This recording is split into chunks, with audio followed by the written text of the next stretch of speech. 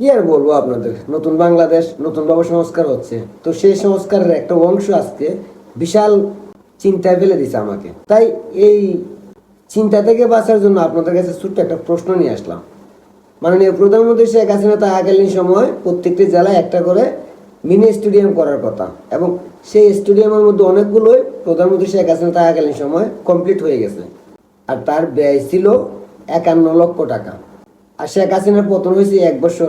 সেই 1 বছর পরে সেই প্রত্যেকটা 51 লক্ষ টাকার মিনি স্টেডিয়ামের নির্মাণ ব্যয় ধার্য করছে বর্তমান এনজিও সরকার 14 কোটি টাকা। ব্যয় এত বাড়ার কারণে অনেকে বাধা দিছে, কিন্তু এনজিও সরকারের উপদেষ্টা হয়েছে আসিফ ভুইয়া। তার সুপারিশে 51 লক্ষ টাকার স্টেডিয়ামের নির্মাণ ব্যয় বাড়াইয়া 14 কোটি টাকা করা হয়েছে। এখন প্রশ্ন হলো, 1 বছরে 51 লক্ষ থেকে 14 কোটি টাকার ব্যয় বাড়লো কিভাবে? সেটা কি দুর্নীতি না? এটা কি সংস্কারের নামে জনগণের টাকা মেরে দেওয়ার একটা মাস্টার প্ল্যান না?